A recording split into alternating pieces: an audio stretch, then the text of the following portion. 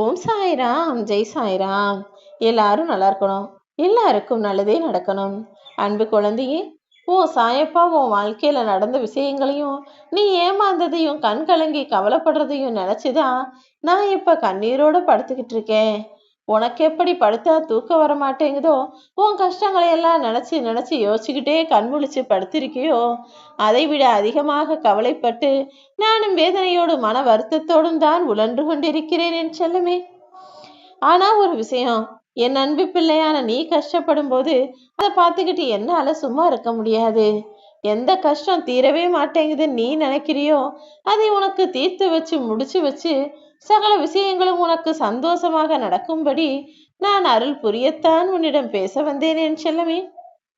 உன்னை நினைச்சு கண்ணீரோட படுத்துக்கிட்டு இருக்க இந்த சாயப்பாவை பார்த்து நீ எப்படி மனம் கொதித்து போனாயோ, அதே போலதான் உன் வாழ்க்கையில நடக்கிற விஷயங்களை பார்த்து நான் மனசு கொதிச்சு போயிருக்கேன். உன்னை சுத்தி இருக்கிற யாரையுமே நீ நல்லவங்கன்னு நம்பவே வேண்டாம். ஏன்னா எல்லா மனிதர்களுக்கும் இந்த உலகில் இரண்டு முகங்கள் இருக்கிறது என்பதை புரிந்துகள். ஒவ்வொருத்தரும் வெளியே காட்டக்கூடிய முகம் நல்ல முகமாக, பொய்யாக நடிக்கக்கூடிய முகமாக தான் இருக்கு. ஆனா ஒவ்வொருவருடைய உண்மையான குணம் நிறைந்த அந்த இன்னொரு முகத்தை யாரும் அவ்வளவு சுலபமாக வெளியே காட்டுவதில்லை என்பதுதான் நிதர்சனமான உண்மை என் செல்லமே. இன்னைக்கு நாள் உனக்கு கொஞ்சம் கஷ்டமா தான் போச்சு. ஆனா நீ கவலைப்பட வேணாம். நாளைய நாளோ அல்லது நாளை மறுநாளோ நிச்சயம் உனக்கான வெற்றி நாளாக இருக்கும்படி நான் பார்த்துக்கிறேன். ஒரு மனிதரை புறக்கணித்து விட்டு வேற எங்க போய் யாருக்கிட்ட பேச போற?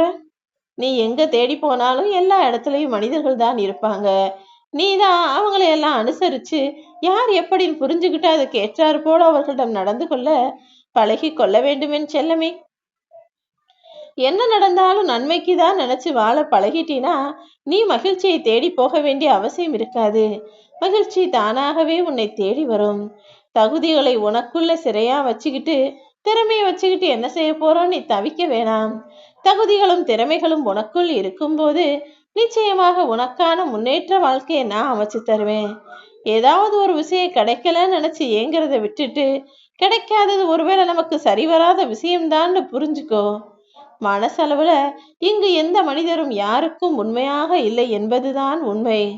ஏன்னா ஒவ்வொருத்தரும் மனசுக்குள்ள 1000 விஷயங்களை யோசிச்சுக்கிட்டும் பேசிக்கிட்டும் இருக்காங்க. அது மற்றவங்களுக்கு கேட்பதில்லை அல்லவா? வெளியே ஒரு வார்த்தையும் மனசுக்குள்ள ஒரு வார்த்தையும் நிறைந்த மனிதர்களாக இந்த உலகம் எப்போதோ மாறிவிட்டது. நீ எப்போதும் யாரையும் நேருக்கு ஒரு மாதிரி பேசிக்கிட்டு அவங்க இல்லாதப்போ ஒரு மாதிரி பேசும் பழக்கத்தை விட்டுவிடு. மற்றவர்களை விமர்சிப்பதும் குறை சொல்லுவதும் மிகவும் சுலபம்தான். ஆனா அவங்க இடத்துல இருந்து அவங்க வாழ்க்கையை வாழ்ந்து பார்த்தாதானே அந்த சூழ்நிலையில எப்படி எல்லாத்தையும் சமாளிச்சுக்கிட்டு வாழ்றாங்கன்றது உனக்கு புரிய வரும். அது மிகவும் கஷ்டம் என் செல்லமே. நீ எப்போதும் உன் வாழ்க்கைக்கான விஷயங்களை பாரு. தன்மானத்தை இழந்து யாரிடமும் அன்பை பெற வேண்டாம். தற்கொலைக்கு சமமான தன்மானத்தை இழந்து வாழக்கூடிய அந்த வாழ்க்கையை உனக்கு நான் கொடுக்கவில்லை என் செல்லமே. எல்லா சூழ்நிலைகளிலுமே தன்மானத்தோடும் கௌரவத்தோடும் தலை நிமிர்ந்து நீ வாழணும். இந்த சாயப்பா நான் உன்னை வாழ வைப்பேன். நம்பிக்கையோட உனக்கான வேலைகளை செய். எப்போதும் யாருக்கும் உதவ மனசே இல்லாமல் சும்மா ஓரமா ஒதுங்கி நின்று சுயநல வாழ்க்கையை வாழ்ந்து கொண்டு வேடிக்கை பார்ப்பவர்களை விட ஓடிப்போய் உதவணும், இல்லாதவங்களுக்கும் கஷ்டப்படுறவங்களுக்கும் உதவணும்னு நினைக்கிறவனுக்கு பழியும் பாவமும் வந்து சேர்வது போலதான் இருக்கும். ஆனால் அவங்க செஞ்ச நன்மைகளுக்கு இந்த பூமியில நல்லது நடக்கலைனாலும் இந்த சாயப்பா அனைத்தையும் பார்த்து கொண்டுதானே இருக்கிறேன். நல்லது செய்தவர்களுக்கு உண்டான நன்மையை இந்த பூமியிலேயே அவர்களுக்கு நான் ஆசீர்வதித்து கொடுப்பேன். எந்த பழியும் பாவமும் நெருங்காமல் அவர்களுக்கான நல்லதை செய்து பாதுகாக்க வேண்டியது என்னுடைய கடமைதானே. நீ ஒருபோதும் யாருக்காகவும் யாரையும் நம்பி யார் மீதும் பகை வைத்து கொள்ளாதே. ஏன்னா நீ ஒருத்தவங்களுக்கு ஆதரவா நிக்கிறேன்னு இன்னொருத்தவங்க கூட போய் சண்டை போட்டினா கொஞ்ச நாள் கழிச்சு அவங்க 2 பேரும் ஒன்னா சேர்ந்துருவாங்க. உன்னை தனியா தவிக்க விட்டுடுவாங்க. அப்புறம் நீயே குற்றவாளியாகி அவர்கள் முன்னால் தலை குனிந்து நிற்க வேண்டிய சூழ்நிலை உருவாகும் என் செல்லமே.